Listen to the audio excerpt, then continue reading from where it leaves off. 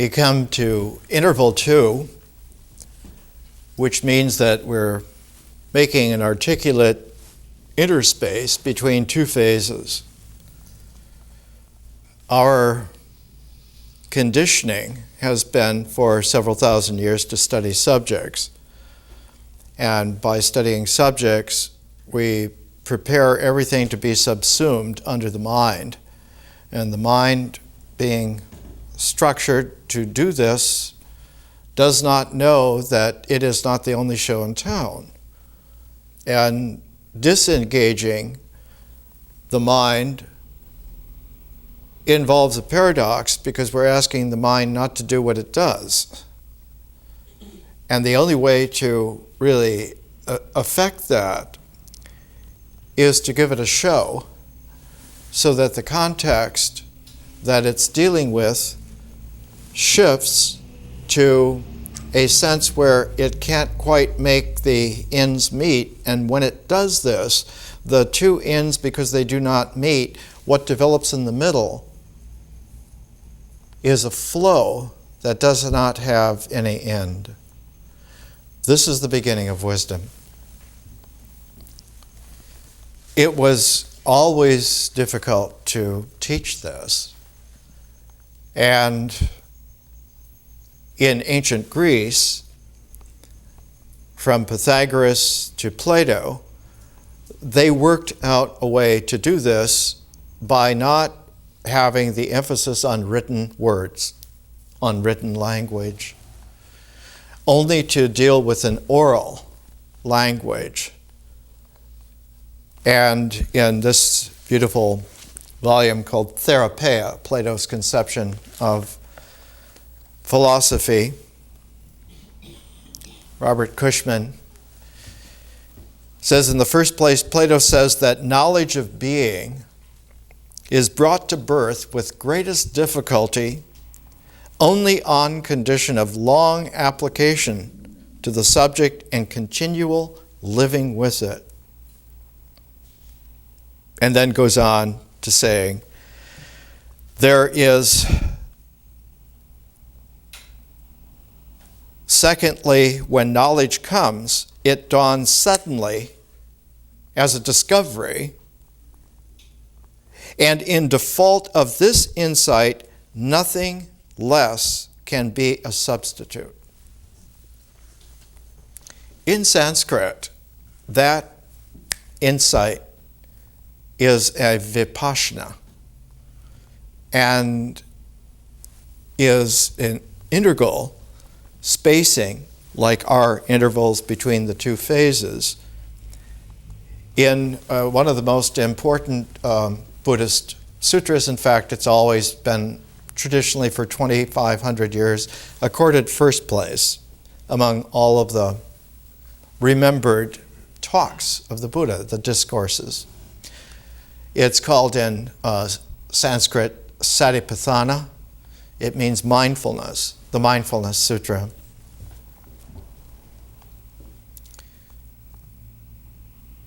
The Vipassana insight moments punctuate the Satipatthana Sutra like our intervals punctuate our learning. And our learning, the learning civilization, being in 8 phases, is not just a 21st century, but a third millennium form of the Eightfold Path. It's an updating of the Buddha.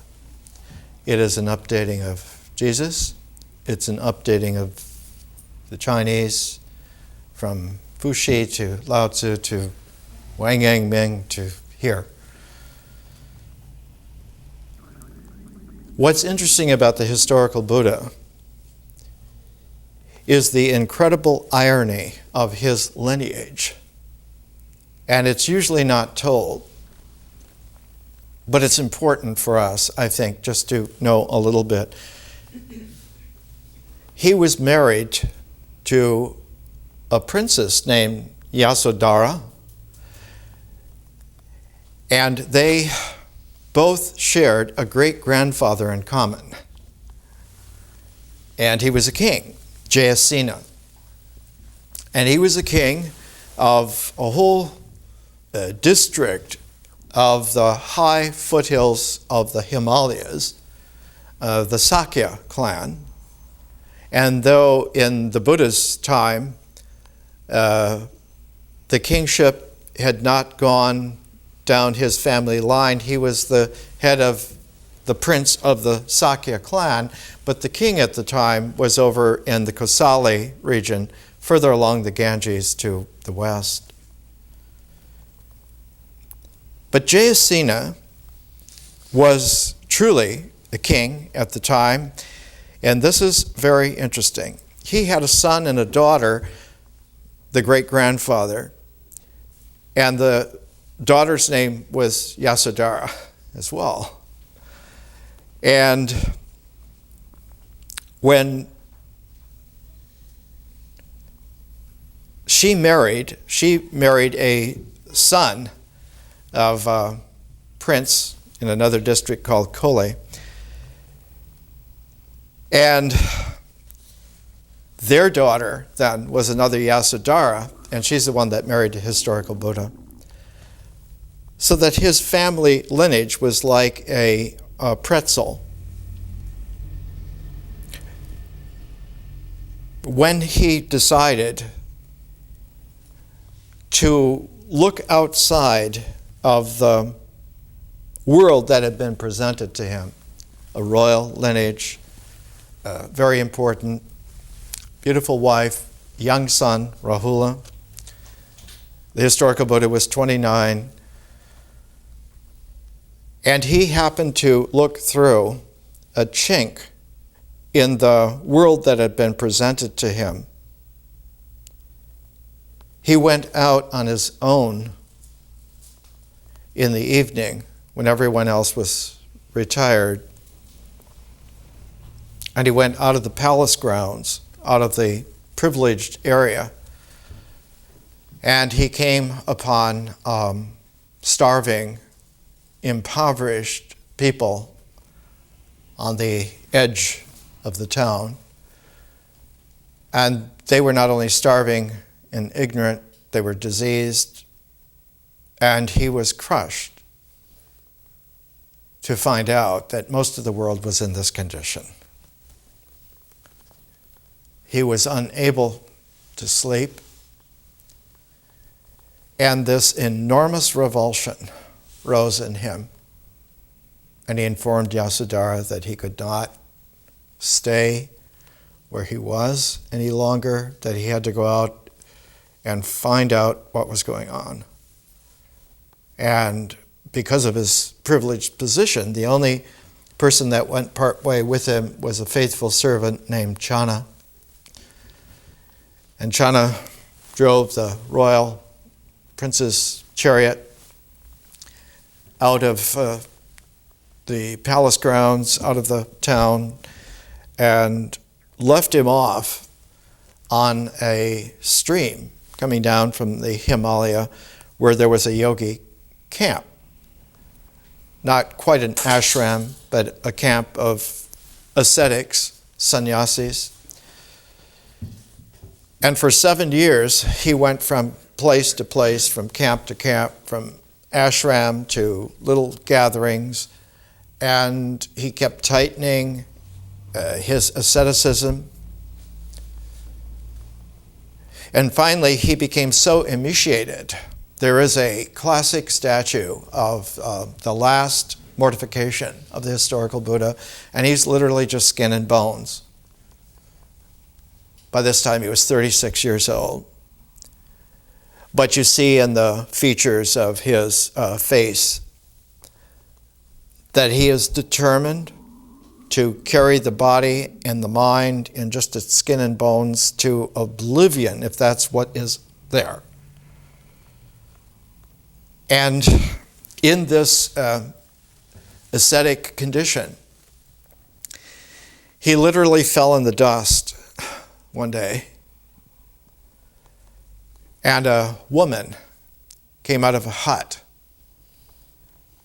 And she brought some little rice cakes, moistened it with her own spittle, and force-fed him and brought a little cup of some honey and nursed him back to where he was able to finally sit up again. And he realized that he had gone the wrong way completely, that he had gone to a dead end, and that the dead end was a combination of three dead ends together. One, agreed to find enlightenment. Two, a lust to have it. And three, an anger that he will not be deterred from this. And those three braided together made a perfect cable of illusion that he believed in, and it became a delusion, that he was surrounded by those. So he came to a very interesting large grove, and in this grove, 4 trees were singled out. And he sat under each of these 4 trees for 7 days, so that the cycle of the 7 was a lunar cycle of 28 days under 4 trees. The first one that he sat under was called the Rajayatana tree, the king's stool, the king's seat. Not a throne, but a place outside in a garden. And ever after that, the historical Buddha loved to teach in groves of trees. And so he sat under the Rajayatana tree for 7 days. And he realized that there were wisdom persons going back in time beyond calculation. And that they were not just wisdom yogis, but that they were beings whose beingness had come to a single point in the center of their mind, and that the mind was unable to recognize anything when that single point imploded upon itself and vanished. And though it vanished immediately, spontaneously, slightly different from where it had vanished, something new occurred, which was not a point, but which was a dynamic pivot, just a pivoting quality. And instead of there being a structure at the center of something, there was now no center, but there was a dynamic whirling. And later on, he would do this kind of a motion, which was like setting the Dharma chakra into motion, not into motion of just going around in a rotation, but that rotation, because it had not a center, but it had an axial, invisible pivot, he said of that, we would say today, that it generated a torrential angular momentum. And that angular momentum took the place of experience.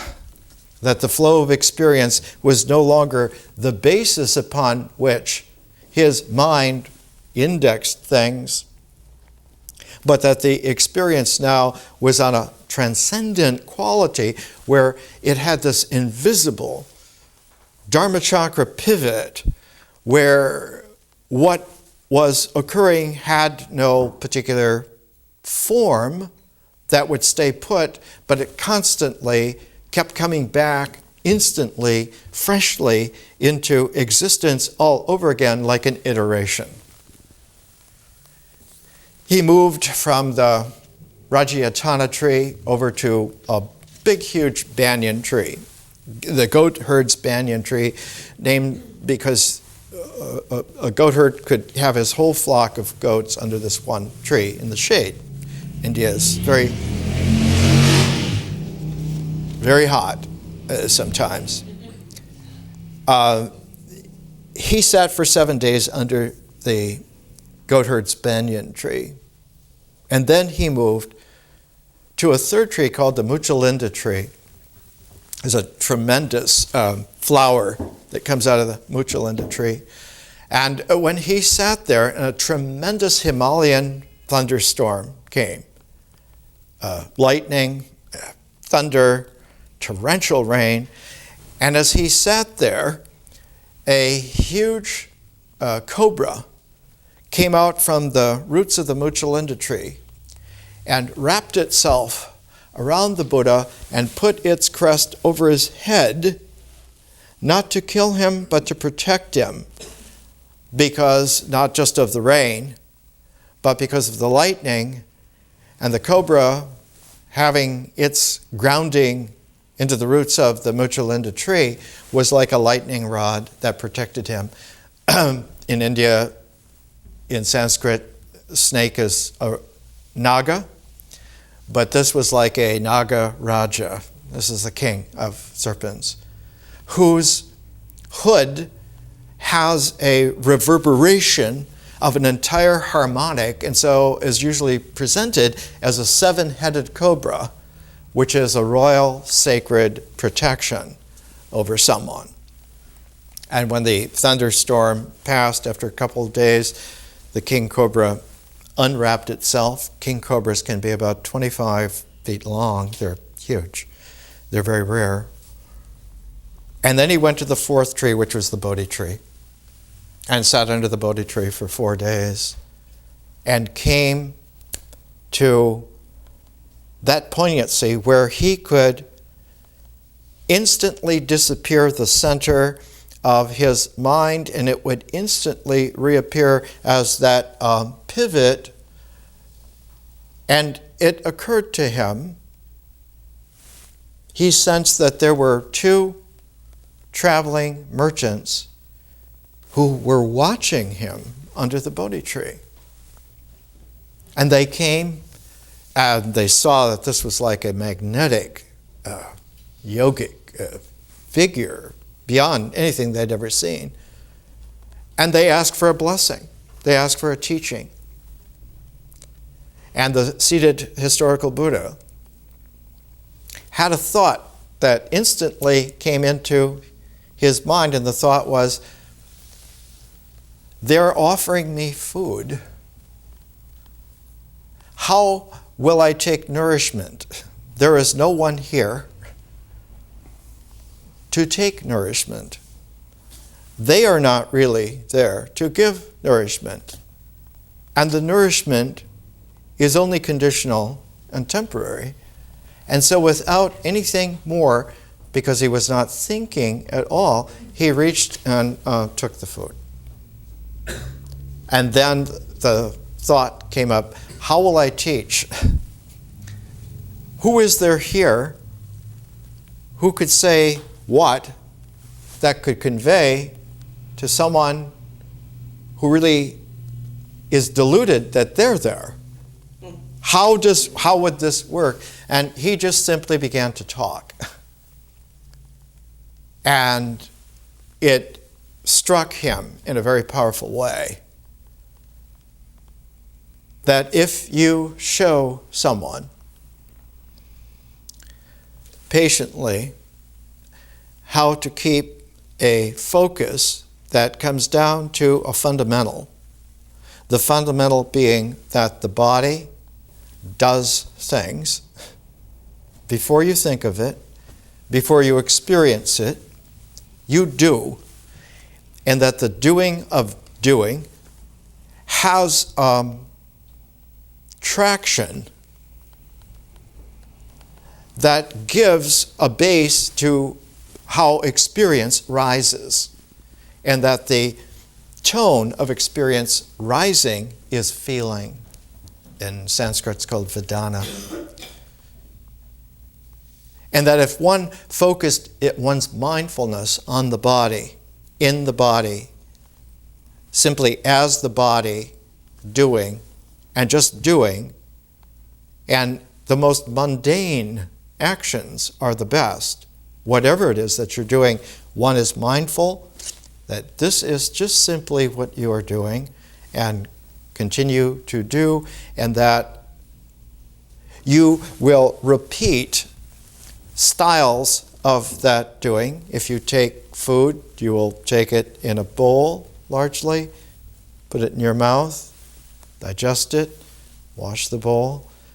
That these simple actions become noticeable sets of sequence that have a gravity that allows for the magnetism of experience to generate itself.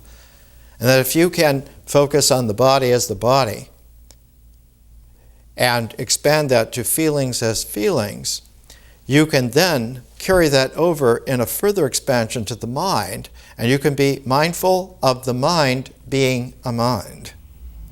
And when you are experienced enough and mindful enough about the mind, what leaps into clarity is that the mind, being the mind, is a structure that has objects, it has content.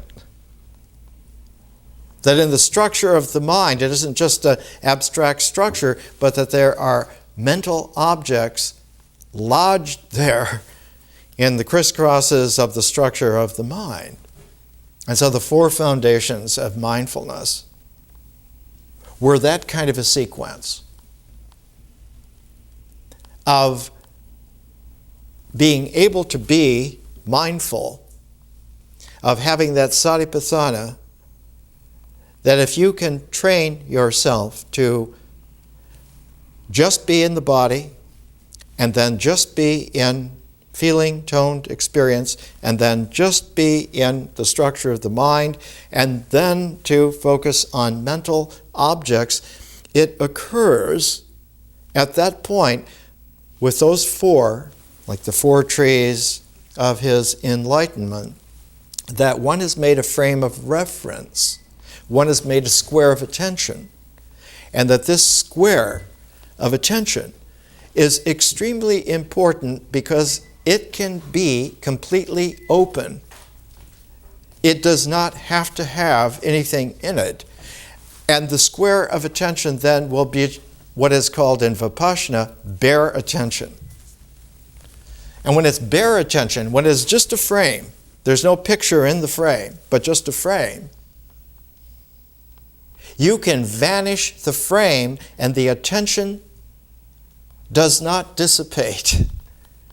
But the attention now, instead of being on an empty frame, is on the openness within which a frame could reappear, or it could disappear, and it does not affect the openness that one is now attentive to.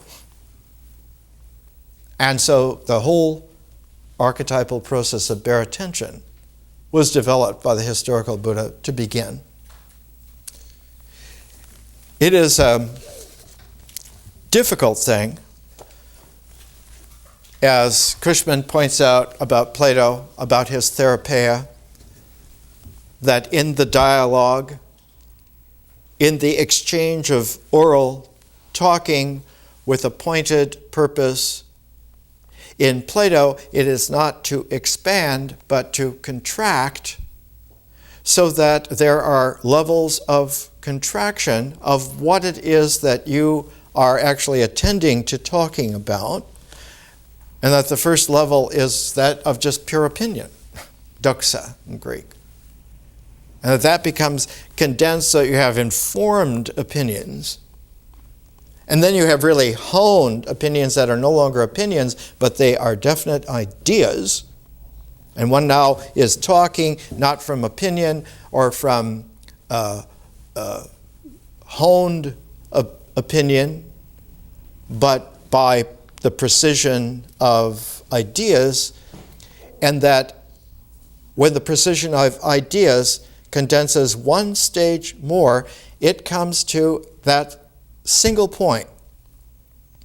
A single point where it doesn't matter what pro or con you took about any issue in the universe. At that fourth level of coming together, the only thing that occurs that's important is that both of you have come together in an absorption which is shareable. Socrates said of that this is the companion moment where we become philosophers. We become lovers of wisdom because we are sharing this incredible discovery and revelation. Cushman says of Plato, "We are now prepared for a final observation about the nature of elenkos. Dialectic is the truly persuasive art because it employs a form of verbal interchange which procures conviction in the minds of the participants. It builds upon agreements, but its instrument is the elenkos by which error is divined and eliminated over and over again, but that there are stages to this. But in this process, human beings learn that they have not really known anything for what it really is, but only for the rationalizations that are identified and linked to presumptions about one's actions. And so one has a very odd situation.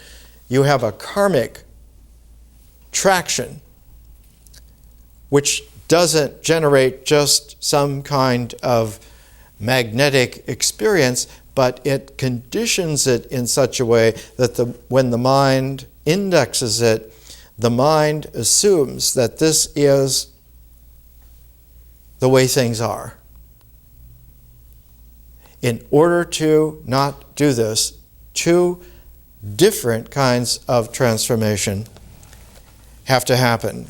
Because of the nature of double ignorance and in view of the power of the elenkos, nothing but dialectic is able to constrain a man to decide for or acknowledge a fifth kind of reality, a true reality, for the first time. Aletheia in Greek. Because the highest knowledge, like the worst ignorance, involves the entire moral and intellectual nature, Plato was justified in declaring that such knowledge does not even get started if a man's life is confused, greedy, angry. One can't even begin. Why? Because whatever traction there is already heavily salted, heavily seasoned, and will produce a kind of bitter or sour or distasteful or repulsive experience, which when it is brought in, the mind will become revulsive and cannot blame itself, but blames everyone else. And if it does blame itself, it leads to complete disgust.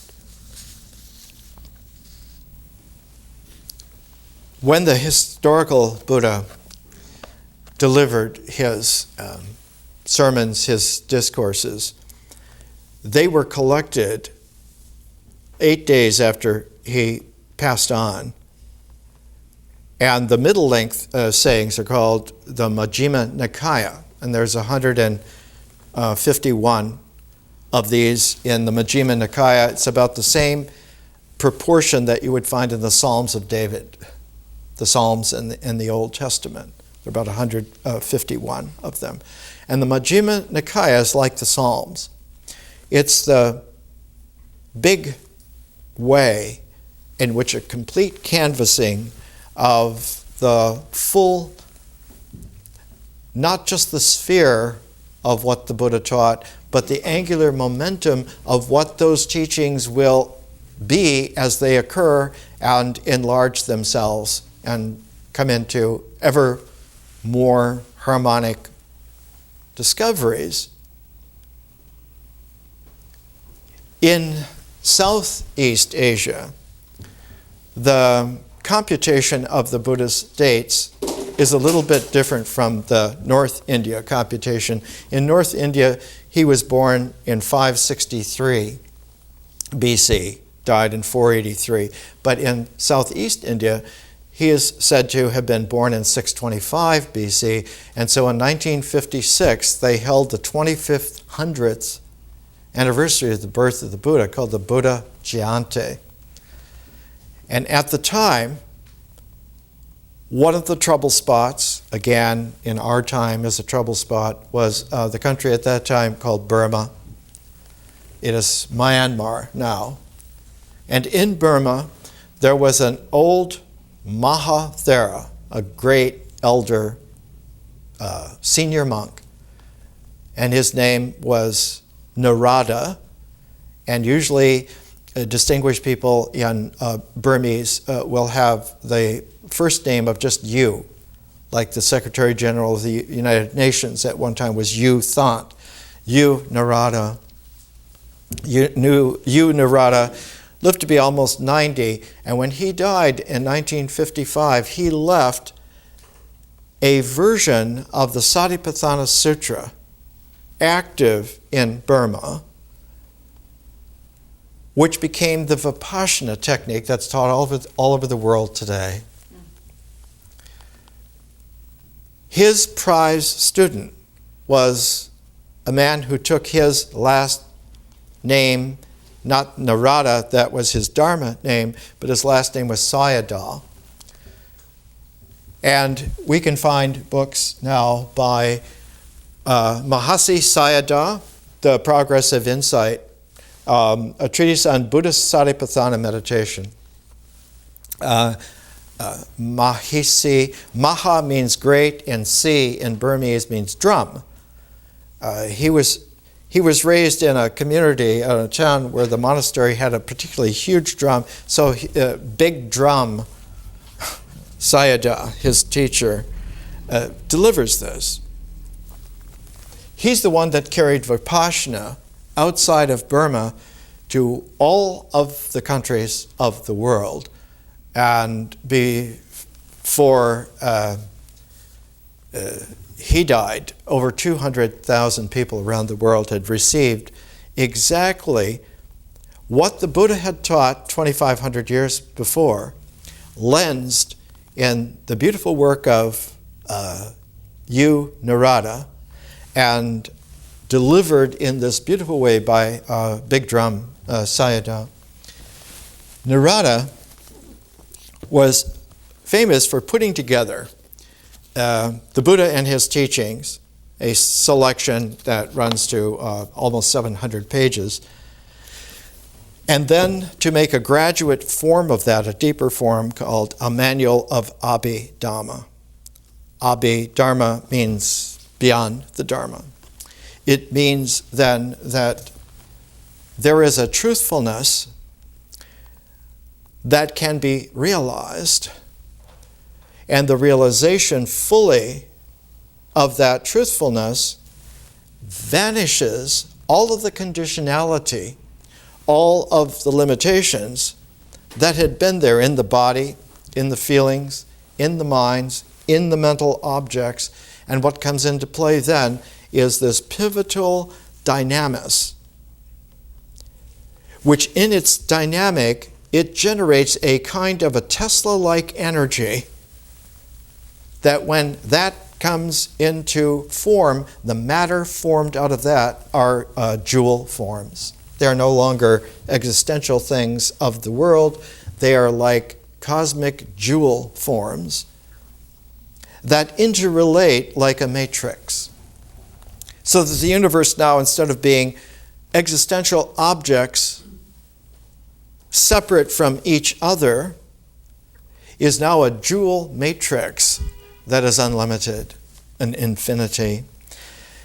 This quality that the Abhidhamma has was said to be a non-verbal teaching of the Buddha originally. And the classic example of it was the flower sermon, where the historical Buddha simply held up a flower. It was not quite a Muchalinda tree blossom, but it was very similar to what we have today as day lilies. And the only person who smiled was an elderly ex-sorcerer monk named Mahakasyapa. And the historical Buddha handed him the flower. And that was the beginning of the whole tradition that eventually became Zen Buddhism. It's interesting because Mahakasyapa was the most powerful sorcerer yogi in India at the time. He was the Simon Magus of India. And he had 500 apprentices learning how to do this black magic, really powerful yoga. And his speciality was to terrorize people by making big psychic poisonous serpents that infested their neural system and made them very frightful and easy to manipulate. And the historical Buddha walked into, like Shane, he walked into Mahakasyapa's camp and asked if they could put him up for the night. And they decided that they're going to make a issue out of this lone wisdom samurai. So Mahakasyapa put him up in his own hut, and they gathered around and they sent these vicious, poisonous images of big serpents. But of course, the historical Buddha had been protected by the largest, most transcendent, poisonous king cobra of them all. And so he accepted in grace the power of all of these psychic serpents and brought them into this quality of an angular momentum of the energy movements of all of the snakes of the world, and burnt out Mahakasyapa and his 500 so that they didn't have any psychic energy left. And in the morning, when he came out, he went over to Mahakasyapa and he said, I think you better come and learn from me. You better tell these boys that they're going to have to find other teachers because you're going to be busy learning something from me. You're going to learn the power of gentleness, of being able to follow exactly what happens in your body and get the traction of following exactly what happens in your feelings and be able to integrate that so you can see exactly what happens as your mind and exactly what is in that mind as mental objects. And that you are not any of those at all. And even if they are let go or vanished, a not you still occurs. And that occurrence will have a paradox. It will be able to be matter. The matter in Sanskrit is called tathata. Tathata. That means suchness. Really is there. But at the same time, it is punctuated by shunyata, by not there. And so it carries its zeros and ones all the time in the complete composition. And you can focus on either the zeros or the ones, depending on whether you want to have an infinite dynamic or whether you want to have an energized form or prismatic form. Or you can put them into sets together and you can generate a sense that you are a jewel in the jewel matrix of the cosmos. And that such a person now is not an individual who has a tathata, but it is a tathata that is gone. And so he referred to himself as a tathagata, a tathagata, tathagata, one who is not here in the way that you're assuming he is here, but he is also gone in such a way that you didn't ever know, and that the presentation of those two together as a set is tunable, and you can tune that. And it is the Satipatthana mindfulness that gives you the way to tune that and bring that tuning fork so that it can be struck. And when you strike your tuning fork, the entire reality now replaces what you thought was your individuality. And instead of just realizing who you are, you realize the reality that really occurs. Let's take a little break.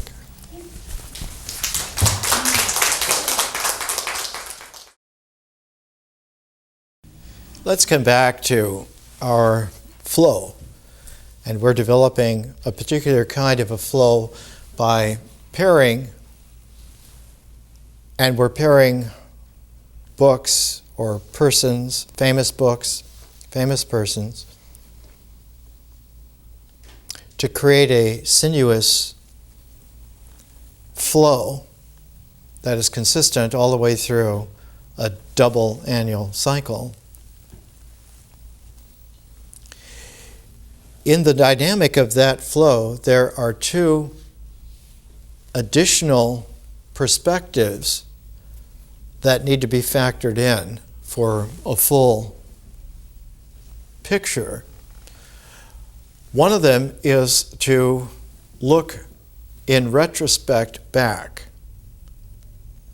at where you had been at some graduated, related moment. And we do this by the presentation notes. And every 3 months, I'll put out 100 pages of the presentation notes, the notes I make to myself during a week, and those 13 weeks together. And the technique for this retrospection is a Pythagorean technique to look back in a geometric way, so that when we're on a certain presentation for a phase, you'll be reading that number of the presentation of the previous phase. So last week we had Ritual 12, you'd be reading the presentation notes from Nature 12.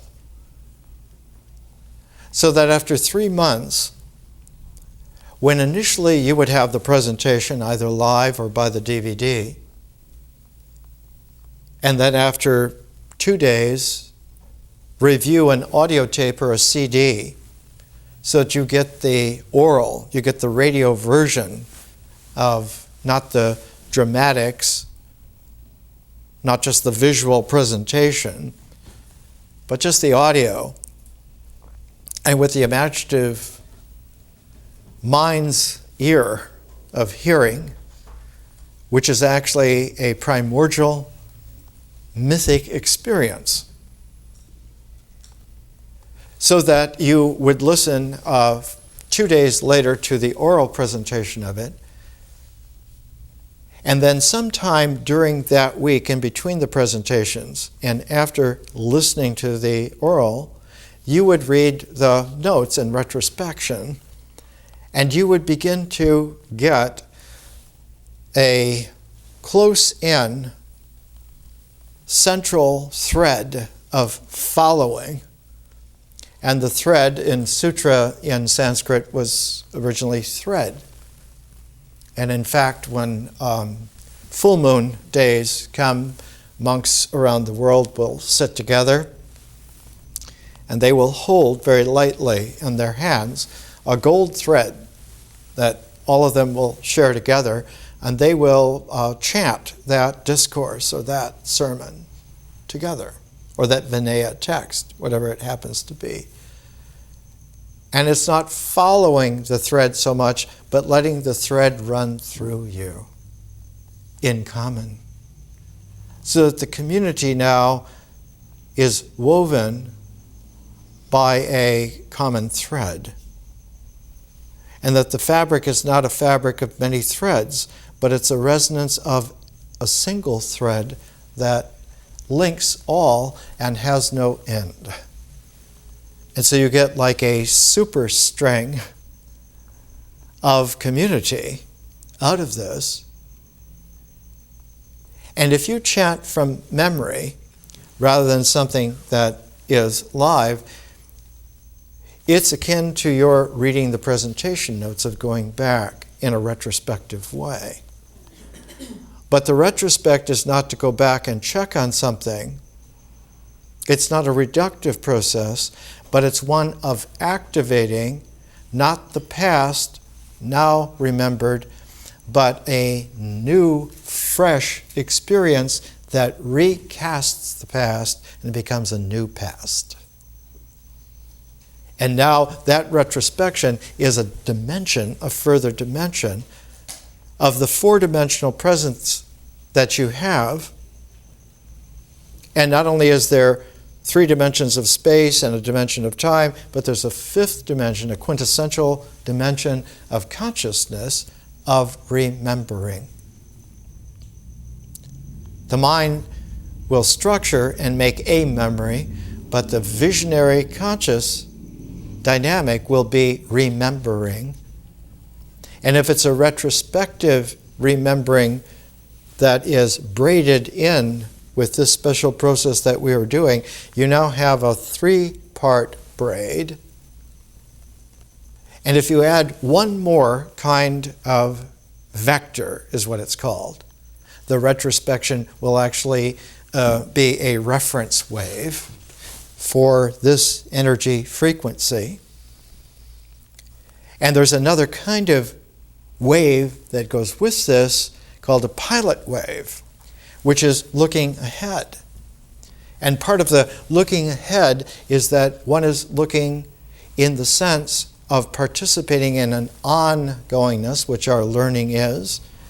What is coming next? What is up next? And the thread that holds that pilot wave together is not the sequence of the presentations. It's not the retrospective of going back and checking the notes that are cognate with that sequence, but it is a track over a year long, 52 presentations of a classic journey, literary journey. And in each of the 2 years, we have 4 tracks, 4 selections. And in this first year, the selections are Lady Murasaki's Tale of Genji, the classic Japanese literature epic. Ovid's Metamorphosis, which is the classic Roman epic. Homer's The Odyssey, which is the classic Greek. Or Herman Melville's Moby Dick, which is a classic planetary journey. Melville is one of the first human beings to be at home in the entire world. American whaling ships from the early 19th century literally went everywhere on the planet for years at a time, 3-4 years at a time. And they were familiar with places in Polynesia, on the coast of Peru, anywhere in the world, including the oceans of the world. And one of the qualities in Moby Dick is that Ahab, who is after killing this white whale, has made charts of the entire planet for the first time of the migration of whales over every ocean in the world, and he can track for the first time where a specific animal, Moby Dick, is going to be at a specific time of the year, and that he will meet that animal at that place at that time and kill it, because he knows the world in this way. But it's not knowing the world in a creative way, but knowing the world in this demonic way. He's developed his own planetary net in order to assuage his individual vengeance. So we use Melville's Moby Dick, and this is the 150th anniversary edition that Norton Paperbacks puts out with the chiral mask. This is a Maori mask, but it's very much like the facial tattoo of Queequeg in Moby Dick. Every week, there is a reading of about 4 or 5 pages out of any one of the 4 classic journey texts. And if you're reading Moby Dick for this year, This is the 26th presentation, and just to give you a little sample, a paragraph from chapter 85 of Moby Dick, The Fountain. Listen to the tone of it.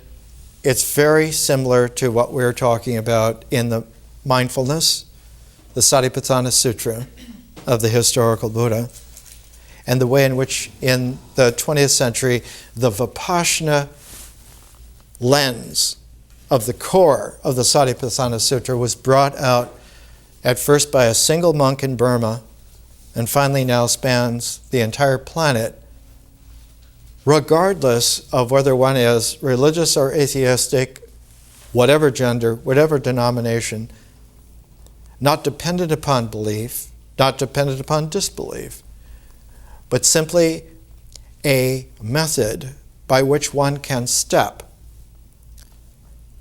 from the body and its rituals to the mythos of experience and its feelings and images and language, into a mind which has a symbolic structure that can be logical and precise, it can be centered, and that one can step a fourth time into being able to locate mental objects in that mental structure that has been integrated from that feeling-toned experience that is based on the ritual actions that one actually did.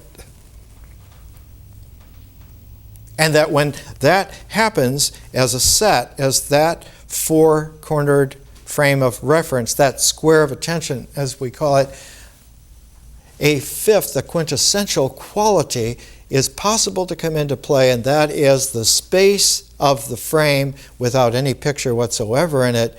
And if one absorbs oneself into that space, the frame can vanish and you maintain a bare attention presence to complete openness. And that complete openness will spontaneously generate a new kind of a form. Not an individual, not the character of your experience, not the physicality of your body, but a infinite, ongoing flowingness that can be prismed by special kaleidoscopic forms. Here's a few sentences from The Fountain, Melville's Moby Dick. That for 6,000 years, and no one knows how many millions of ages before, the great whales should have been spouting all over the sea and sprinkling and mystifying the gardens of the deep with so many thousands of hunters for centuries back should be close to the fountain of the whale, the spout, watching these sprinklings and sproutings, that all this should be, and yet that down to this blessed minute, 15 and a quarter minutes past 1 o'clock p.m. of this 16th day of December, 1850 A.D., it should still remain a problem whether these spoutings are, after all, really water or nothing but vapor. This is surely a noteworthy thing. Let us then look at this matter along with some interesting items contingent. Everyone knows that by the peculiar cunning of their gills, the finny tribes in general breathe the air which at all times is combined with the element in which they swim. Hence, a herring or a cod might live a century and never once raise its head above the surface. But owing to his marked internal structure, which gives him regular lungs, like a human being's, the whale can only live by inhaling the disengaged air in the open atmosphere, wherefore the necessity for his periodic visits to the upper world, for he cannot in any degree breathe through his mouth. For in his ordinary attitude, the sperm whale's mouth is buried at least 8 feet below the surface, and what is still more, his windpipe has no connection with his mouth. No. He breathes through his spherical alone, and this is on the top of his head. And so Melville goes into a deep mystic reverie that they are not just hunting prey, but that there is something increasingly mystical that keeps generating out of this voyage of the Pequod and out of the crew of this Pequod. And as Moby Dick goes on as a novel, it becomes more and more specific on the details of every iota of what happens, and yet the more that one gets into the details, the more that the story begins to transcend those details by more and more. And so you get a paradox. You get an almost textbook description of what is actually physically done, the rituals. But the experience that comes out of that more and more jumps out of the life that one has into a mystical consciousness of visionary quality. And he says, Melville, he says, in fact, in some of his letters, I've seen this myself. You have to watch out for new young crew members who have never experienced this before. And the first time they do, they get lost in the mystical absorption of the whole thing. And he said, woe to that young Neoplatonist who has climbed up to the crow's nest at the top of the mast of the ship to look out for whales and gets absorbed in the motion of the planet's oceans and the rocking of the ship, and realizes that his whole movement in the crow's nest is tied, as he says, with the treadle of God's foot on the basis of existence, and unknowingly missteps and plunges to his doom off the topmast.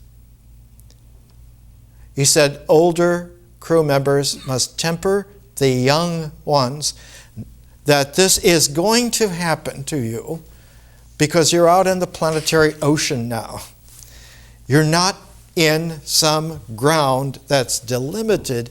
The planet has no limit here. It's the entire planet that you're dealing with, and it has its own resonance.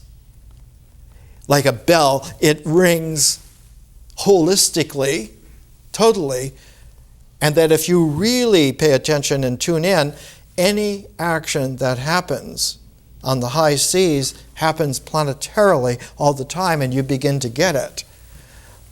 That every time you simply do something, you're dancing with the planet itself.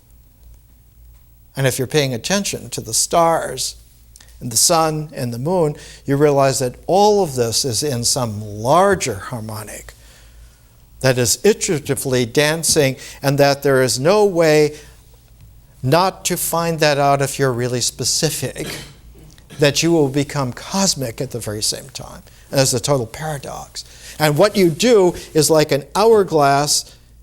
You realize that it isn't anything that is going like sand from one to another, that this is time, but that time actually is a dimension of eternity. You remember last week we were talking about Basho's Narrow Road to the Deep North, the Zen travelogues, where Basho begins saying that days, months, and years are travelers in eternity. And when one begins to get the awakening, the call, the beck and call, to come out from where you think you are and begin to journey, if you really do this, that Zen-like realization will open reality. And now, whatever it is that you do, you're traveling in eternity. The Satipatthana Sutra of the Buddha that we're taking as our special interval today, has that quality. And just reading a text of the Satipatthana Sutra will not do it. And this was the point of Narada in the middle of the 20th century when he developed the Vipassana technique to go out throughout the planet. There's probably several tens of millions of people now that practice Vipassana all over the world. This little book was written in 1877 by a Welsh savant who devoted his whole life to Buddhism, to study it, translate it. He married a beautiful, large, red-headed woman named Caroline, and the two of them became two of the great translators of Buddhist texts in the late 19th and early 20th century. He writes, the period called Vas, from the Sanskrit Varsha, rain, is in Ceylon the finest part of the year, but in India it's the rainy season, the monsoon season. There are no regular religious services.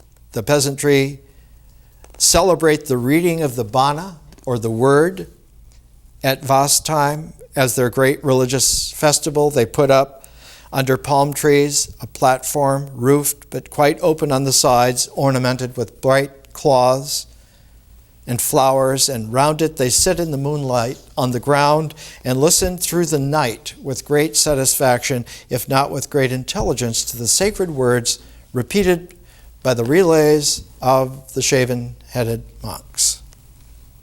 And the greatest favorite at these readings is not the technical philosophical stuff. It's not the subtle mystical stuff. What they like are the Jataka Tales, the oldest fables and stories common to mankind, all brought together. And there were about 550 of them. And Mrs. Rice Davies' selection of 47 of the Jataka Tales is reprinted here by Dover Paperbacks. It's $7. It's interesting because these are tales. This translation is by the great daughter of Inayat Khan, Nur Inayat Khan, 20 Jataka Tales. They are tales of the Buddha's previous life as animals, as fairies, as gods, as any kind of creature when the Buddha was such and so. And these little Jataka tales link together in such a way as to show that it is not a reincarnation of your individuality. It's not a repeat of your character. It is not just simply an iteration of your physicality. Oh, I was so-and-so in another life. The Jataka Tales show that the web of all life everywhere shares a common life. One great female mystic in the 12th century, Hadjewich of Brabant in what is today Belgium, a Flemish territory then, wrote of the incredible, intense passion that comes to realize that everyone is related in that love in that life. And that to separate out is exactly the ignorance of hatred or anger or lust, that other person is as real in that love, in that life, shared life, as any aspect of you ever was, even when you were a parrot, even when you were an ox, even when you were a monkey at some time, even when you were a fairy goddess at some time. All of that in that jeweled matrix is not representable, but is presentable. And when its presentation is accurate, it's presentable as a wholeness, as an allness that has the ability to constellate into things and thingnesses, but also into non-things and non-thingnesses. And that for that mindfulness, to have all four foundations of mindfulness, to make the corners of that bare attention see-through, that quality has a vibration that is a harmonic that is able to cascade itself into infinity. So that one would never hear a note without hearing the chord, and one would never hear that chord without hearing the whole range of it into infinite silences. So that one hears and hears sets, and here's the silence within which those sets and those notes now lyrically play and dance.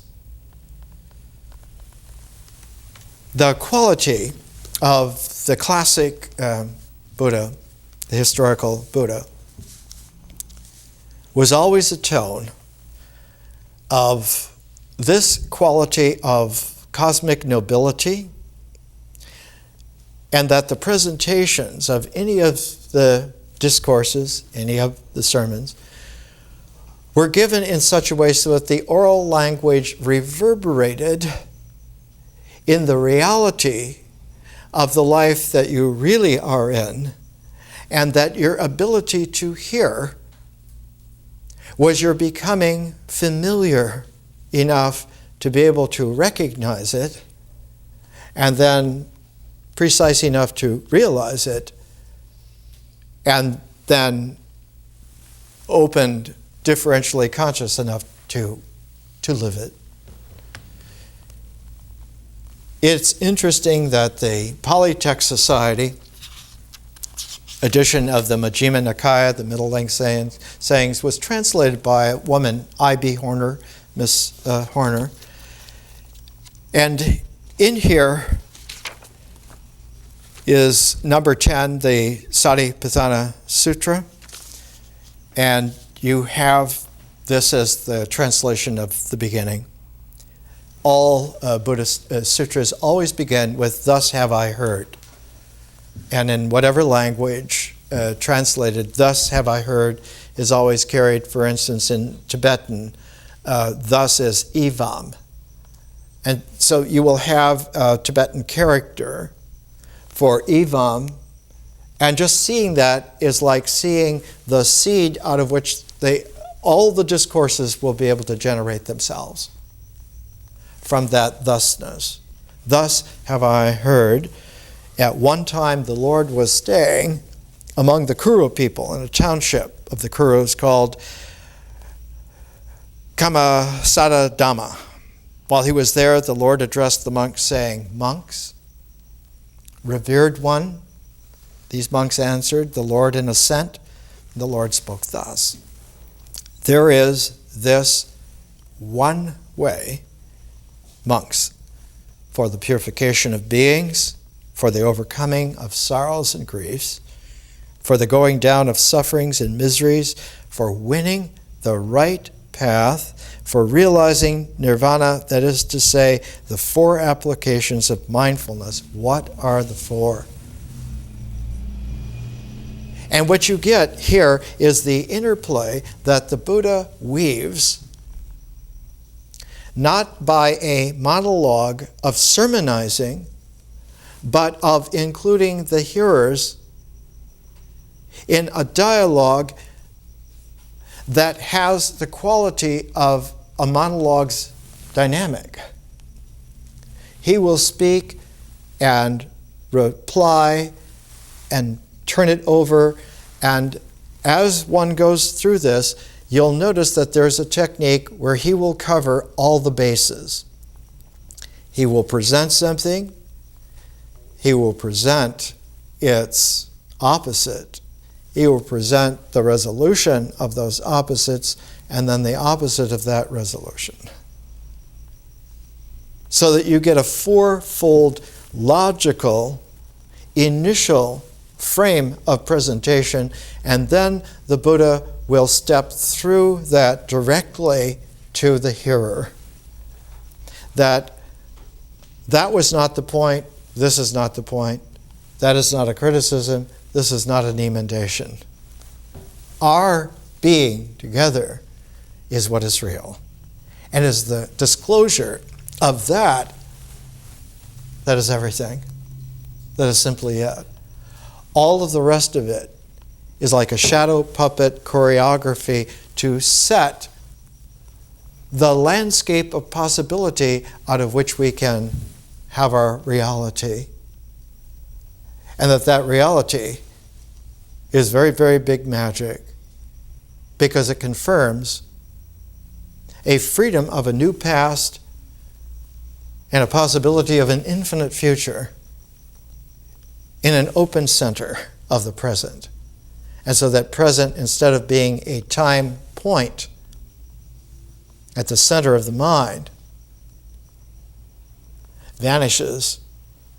It's called a bindu in Sanskrit, and instantly reappears in a supernal bindu as not just a new beginning, but a beginningness without end.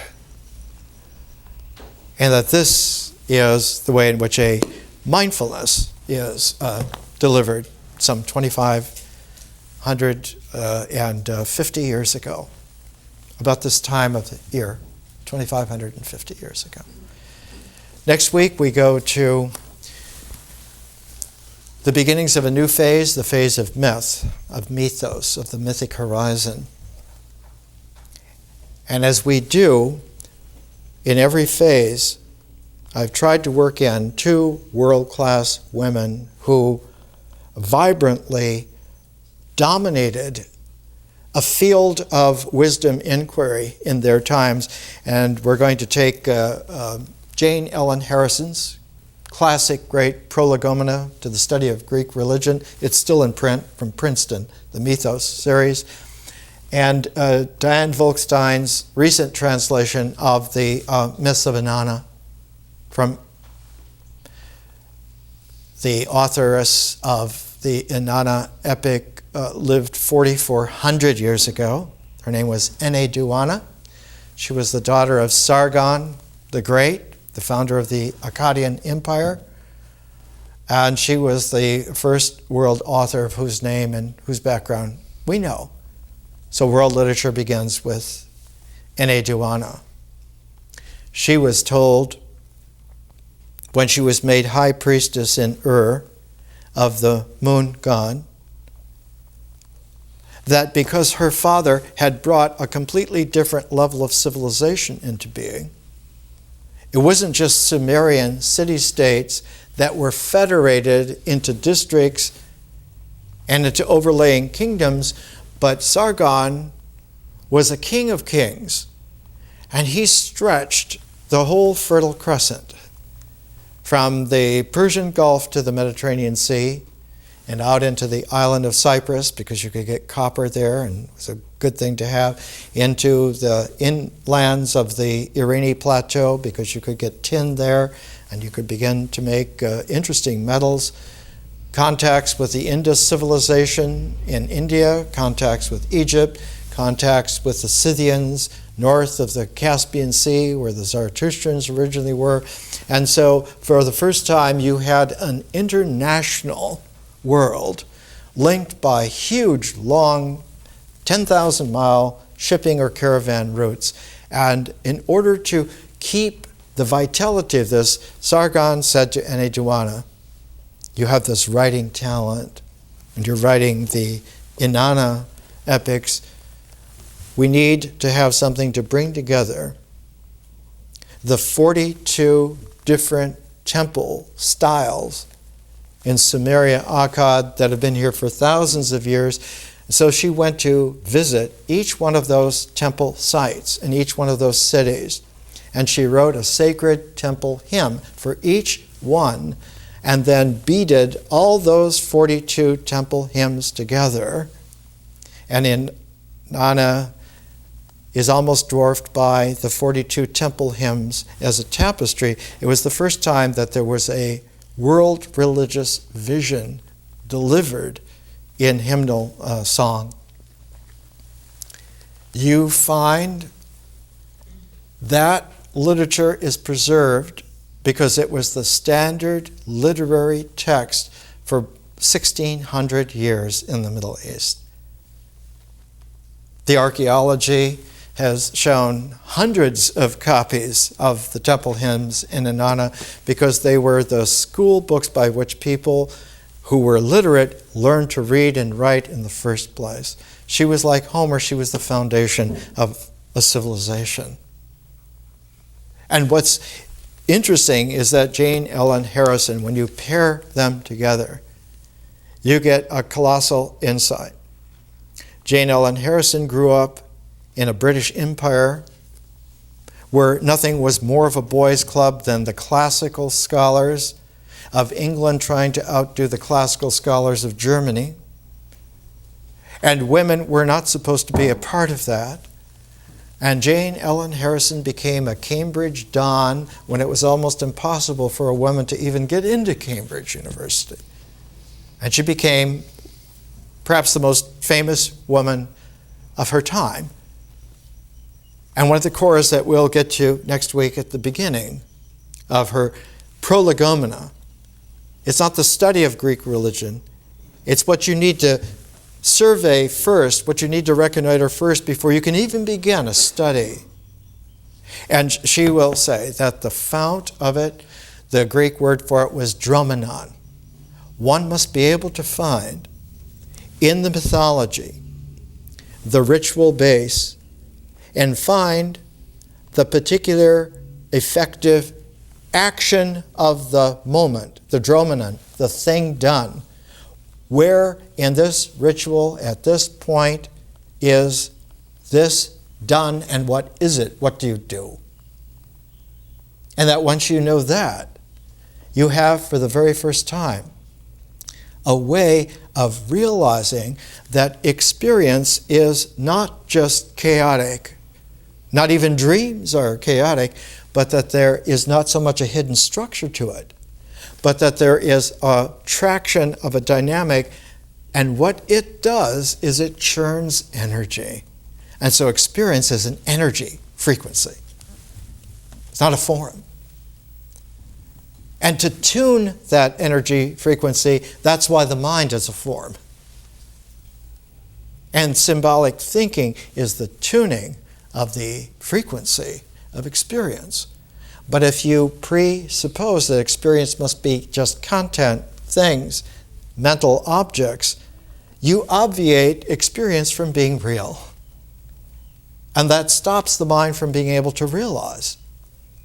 Because instead of realizing out of the actual experience that comes from actually what you do, the mind gets caught in an abstract tape loop. It just identifies and confirms that it knew all the time that this is the way things should be. The phrase